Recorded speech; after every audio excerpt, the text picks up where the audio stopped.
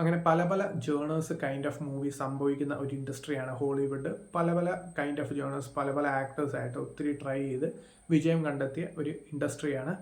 പക്ഷേ അവിടുത്തെ കുറേ പ്രശ്നങ്ങൾ തോന്നുന്നത് ഈ ഒരു മെയിൻ ആക്ടേഴ്സിൻ്റെ പടങ്ങൾ ഒന്നെങ്കിൽ സീക്വൽ പ്രീക്വൽ അല്ലെങ്കിൽ ആ ഒരു ചെയ്ത ആ ഒരു പാറ്റേണിൽ തന്നെയാണ് ആക്ഷൻ മൂവീസ് പിന്നെയും പിന്നെയും റിപ്പീറ്റ് അടിക്കുന്നത്. റിപ്പീറ്റ് അടിച്ചാൽ നല്ല ടെറിഫിക് ആയിട്ടുള്ള ആക്ഷൻ സീക്വൻസസ് സമ്മാനിക്കാൻ പഴയ പോലെ സാധിക്കുന്നില്ല. ചില പടങ്ങളിൽ കുറച്ച് എക്സെപ്ഷൻസ് ഉള്ളതല്ലാതെ ആ ഒരു പ്രശ്നങ്ങളുള്ള ഒരു മൂവിയാണ് ഐസ് ഔട്ട് വെഞ്ചനൻസ് എന്ന് പറയുന്ന ഈ ഒരു സിനിമ. ഈ ഒരു സിനിമ ലിയാം നീസൺ ആണ് ഈ സിനിമയിലെ നായകനായിട്ട് വന്നിരിക്കുന്നത്. ലിയാം നീസൺ ഒരു ഇന്ത്യൻ പടത്തിൽ അല്ലെങ്കിൽ ഒരു തെലുങ്കോ തമിഴ് പടത്തിലൊക്കെ അഭിനയിച്ച ഒരു എഫക്റ്റാണ് ഈ ഒരു സിനിമയുടെ മേക്കിങ്ങിനുള്ളത്. കാരണം എവിടെയും ആ ഒരു ഹോളിവുഡ് സിനിമയുടെ ടച്ച് ഇല്ല.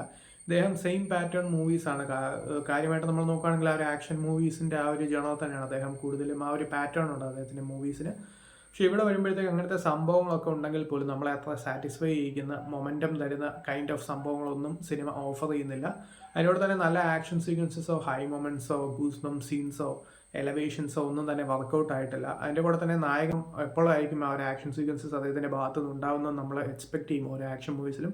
പക്ഷെ ഇവിടെ എക്സ്പെക്ട് ചെയ്താലും ആ ഒരു ലെവൽ ആക്ഷൻ സീക്വൻസ് നമുക്കൊന്നും തരുന്നില്ല എന്ന് മാത്രമല്ല, ആകെ ഡാനി എന്ന് പറയുന്ന ആ ഒരു ക്യാരക്ടറിൻ്റെ ഭാഗത്ത് നിന്ന് ഒന്നോ രണ്ടോ മൊമെൻറ്റ്സ് മാത്രമാണ് സിനിമയുടെ ആകെ ഒരു സേവിങ് ഗ്രേസ്. അതെല്ലാം നോക്കുകയാണെങ്കിൽ കാര്യമായ ഒരു മൊമെൻറ്റ്സും ഈ ഒരു സിനിമ ഓഫർ ചെയ്യുന്നില്ല. സോ താല്പര്യമുള്ളത് കണ്ടു നോക്കാം. ഇതിപ്പോൾ ആമസോൺ പ്രൈം വീഡിയോയിൽ അവൈലബിൾ ആണ്.